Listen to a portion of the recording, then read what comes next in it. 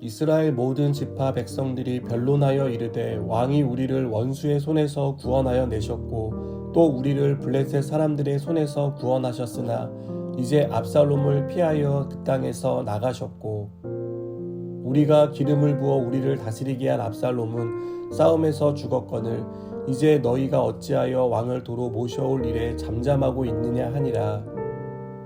다윗 왕이 사독과 아비아달 두 제사장에게 소식을 전하여 이르되 너희는 유다 장로들에게 말하여 이르기를 왕의 말씀이 온 이스라엘이 왕을 왕궁으로 도로 모셔오자 하는 말이 왕께 들렸거늘 너희는 어찌하여 왕을 궁으로 모시는 일에 나중이 되느냐.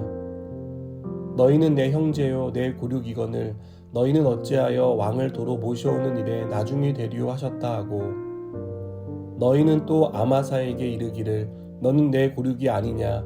내가 요압을 이어서 항상 내 앞에서 지휘관이 되지 아니하면 하나님이 내게 벌 위에 벌을 내리시기를 바라노라 하셨다 하라 하여 모든 유다 사람들의 마음을 하나같이 기울게 하매 그들이 왕께 전가를 보내어 이르되 당신께서는 모든 부하들과 더불어 돌아오소서 한지라.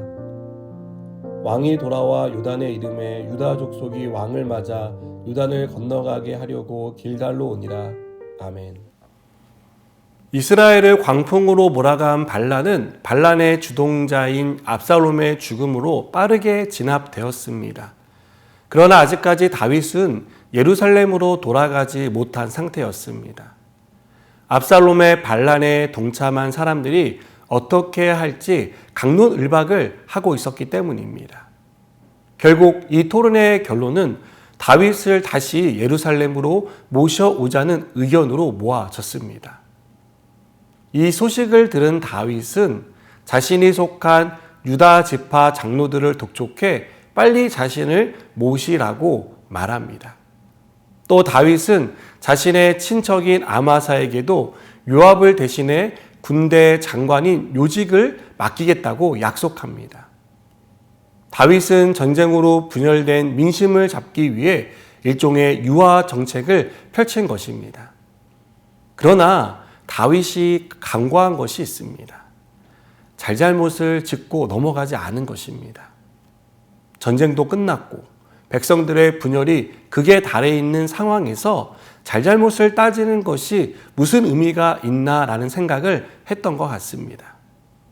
그리고 더 나아가 좋은 게 좋은 것이 아니겠냐는 아니란 태도로 이 일을 일단락 지으려고 했던 것 같습니다. 그러나 이렇게 덮고 넘어가면 또 다른 문제가 생길 수밖에 없다는 것을 다윗은 여전히 깨닫지 못했습니다. 여러분, 이미 다윗은 암논과 다말 사건에서 잘잘못을 짚고 넘어가지 않은 결과가 얼마나 큰 후폭풍을 일으켰는지를 경험하지 않았습니까? 사실 압살롬의 죽음도 이 일이 발단이 된 것 아닙니까? 그 경험을 통해 배워야 했지만 다윗은 배우지 못했습니다. 예루살렘에 남아있던 유다 장로들은 어떤 사람들입니까? 압살롬의 반역에 동참한 사람들입니다. 친족이지만 아마사는 어떤 사람이었습니까? 압살롬의 군대 장관으로 다윗을 대적하던 사람입니다. 그런데도 다윗은 상황을 대충 마무리하고 그냥 덮기에 급급합니다. 저희 집 아이들이 어릴 때 종종 싸우곤 했습니다. 그러면 저는 형제끼리 싸우는 모습이 보기 싫어서 둘을 앉혀놓고 빨리 화해하라고 재촉하곤 했습니다. 제 눈치를 보던 아이들은 화해를 하지 않으면 저에게 야단 맞을 것이 뻔해 보였는지 억지 화해를 했습니다. 그러나 그 화해는 오래가지 않았습니다. 마음에 앙금이 남아있던 아이들은 제가 보지 않는 곳에서 싸웠고 그 모습을 들켜서 저에게 더 크게 야단을 맞는 일이 있었습니다. 잘잘못을 따지지 않고 넘어간 결과였던 것이죠. 충분히 서로의 얘기를 들어보고 화해를 유도해야 했는데 싸우는 모습이 보기 싫다는 이유로 제가 덮어버린 것입니다. 우리는 종종 곤란한 상황을 이렇게 대처합니다. 적당히 덮어버리고 애써 외면합니다. 그리고 그 상황이나 일이 다른 사람의 입에서 오르내리는 것을 싫어합니다. 그러나 우리가 그 상황을 직면하지 않으므로 그 문제는 반드시 다시 터질 수밖에 없습니다. 우리가 아무리 꾹꾹 눌러도 언젠가는 터지고 맙니다. 상황을 정확히 인식해야 합니다.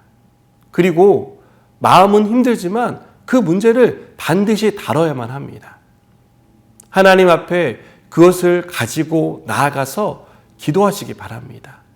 어떻게 해야 할지, 어떤 방법이 하나님이 원하시는 것인지 물어야 합니다. 그리고 하나님의 지혜를 구하시기 바랍니다.